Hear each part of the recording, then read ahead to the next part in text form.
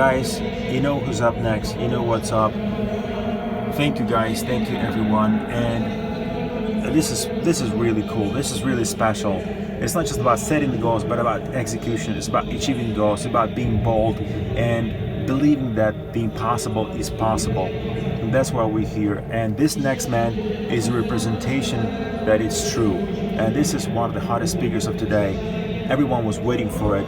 And this man is an undisputed world champion. And I would like right now to have on this stage Dmitry Guberniev to present the speaker. Thank you guys. Thanks everyone.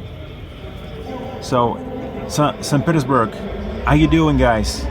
So, I won't take much time, and this is a great honor to be here and to represent someone who is the legend, the true legend of the sport. This is so awesome to be here in this amazing city, the city of St. Petersburg, the winning city, to have the winner in the city of winners. And he's a true icon of winning, both in Russia and globally. He is the undisputed UFC champion of the world, Hабиб Nurmagomedov. Please welcome this great man on the stage.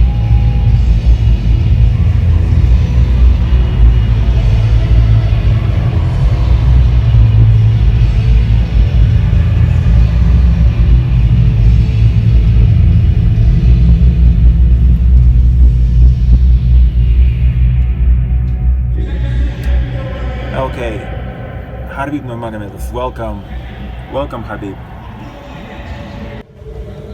Hабиб, so many people are here and watching around the world, and everybody's waiting. You are so motivational to many people, to millions of people around the world. When it comes to success, when it comes to hard work, you are second to none. So, hello everyone, hello St. Petersburg, and thank you for having me here. I truly appreciate it. Thank you, the organizers. This is my second time at the Synergy Global Forum, and I'm always happy to come back. So thank you very much, and thank you for having me again. You know, I would like to begin by just saying thank you to everyone. And I know that you are here for the reason, and you've been waiting to have me here. I know you watched my fights. I know you supported me, and thank you for your support, and thank you for your passion. So let's talk about the last fight. Every single time when you're out there, and of course, I mean, you live in both, you know, Russia and the United States. You know, these are so different worlds, and some are cheering for you, the other ones are rooting against you. So how do you deal with this one? Look, that's the whole thing, you know, that's what makes it dramatic, that's what makes it passionate, and that's why UFC is great. When you become popular, of course, you will have friends, you will have enemies. Some people are rooting for you, some people are rooting against you. They always have haters, and that's fine. I have nothing against haters, you know, it's part of life, and always been fine with that. And look, the last time, I know my last two fights in Vegas and in Abu Dhabi, honestly, in Las Vegas, I'd say I had maybe 5% my fans. But in Abu Dhabi, I think pretty much the whole stadium was supporting me.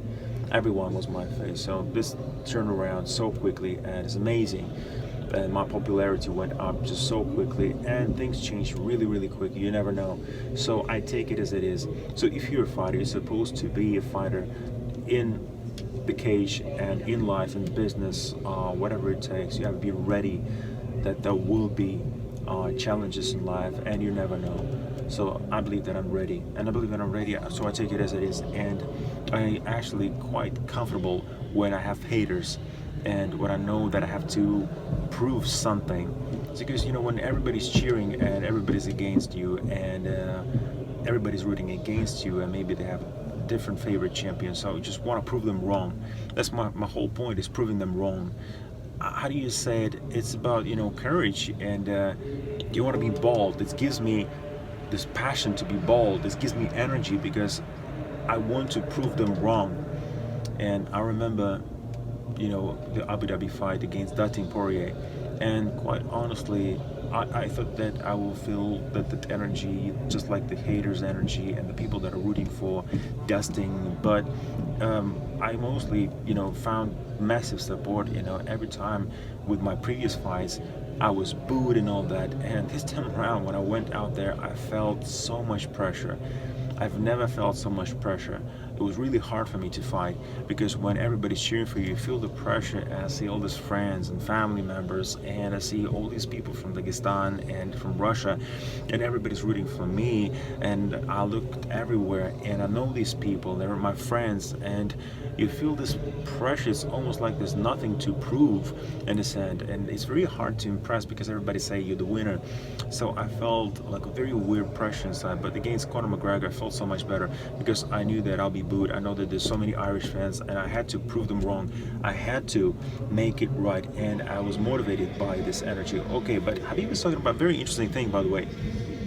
You've got to be really strong, and by being really strong, you got to be really strong in the face of adversity. That's what it's all about, right? So you convert this hate into love. That's what you do, right? So what would be your advice to guys that are still struggling with that? People say no to failure and all this kind of stuff, you know, especially become a public speaker and have this hostility when you have adversity, and you have this hate, and you have people that are seemingly against you. What's your recipe? Look, it comes from experience. It comes with experience. That's the only way. And it comes from your belief and your faith. So it's about exposure therapy. You got to do it over and over again. You got to expose yourself to this, and make yourself comfortable being uncomfortable. That's the only way.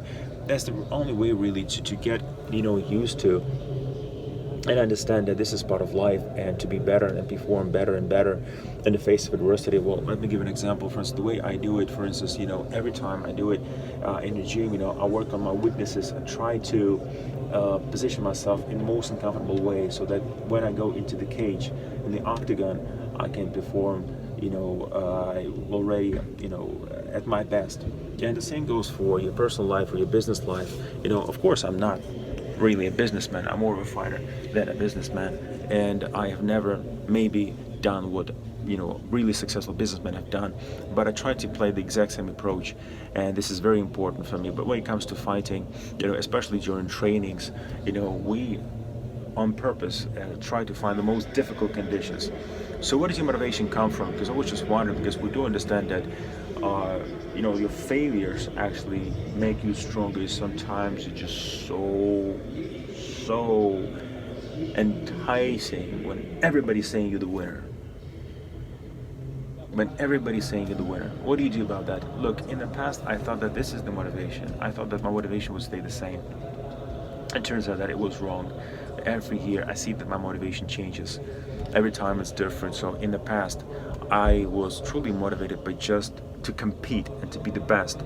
But then, as I grew older, I think for the, you know, I actually had several surgeries. I had to recover from powerful surgeries for 2 years.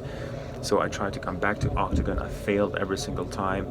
I couldn't make weight, and I had back, you know, went back to surgery, and I had to recover. It was a very, very painful period for me.